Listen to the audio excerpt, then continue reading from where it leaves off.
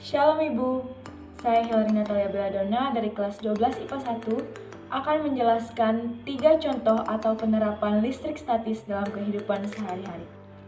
Listrik statis adalah ilmu yang mempelajari mengenai pengumpulan muatan listrik dan sifat-sifat listrik pada suatu benda. Listrik diikuti oleh kata statis yang berarti diam, sehingga listrik statis mengalami gejala kelistrikan yang diam atau tidak mengalir. Jadi listrik statis tidak mengalir dari satu tempat ke tempat yang lainnya, melainkan ia hanya menyala sekejap saja pada satu tempat. Jadi listrik statis itu tidak menghasilkan arus listrik.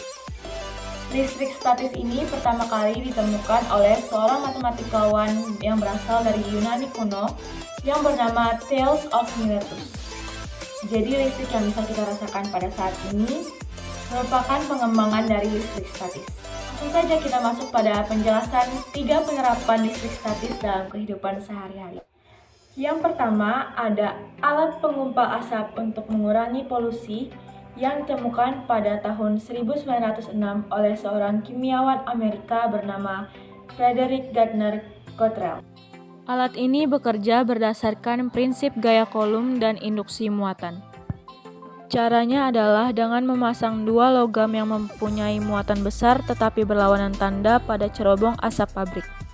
Partikel asap yang mengalir melewati cerobong akan terinduksi sehingga memiliki muatan induksi. Muatan yang dihasilkan ada yang positif, ada yang negatif. Partikel asap tersebut akan tarik-menarik sehingga membentuk partikel yang lebih besar dan berat. Bertambahnya berat partikel mengakibatkan partikel tidak ikut mengalir ke atas bersama asap. Partikel itu akan jatuh di dasar cerobong. Yang kedua ada pengecatan mobil. Pada saat cat disemprot, butiran halus cat akan memiliki muatan karena bergesekan dengan udara.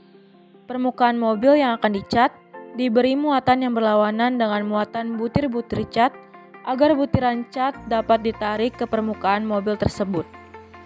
Cara ini sangat efektif diterapkan pada permukaan yang tidak rata. Hal ini terjadi karena butir cat menempel mengikuti medan listrik yang ada. Akibatnya, butir-butir cat akan menutupi semua permukaan mobil yang mungkin tersembunyi dari semprotan cat. Dengan demikian, cara ini dapat menghasilkan hasil pengecatan yang rata dan menjangkau tempat yang tersembunyi. Dan yang ketiga, mesin fotokopi. Mesin fotokopi memiliki bagian utama pelat fotokonduktif.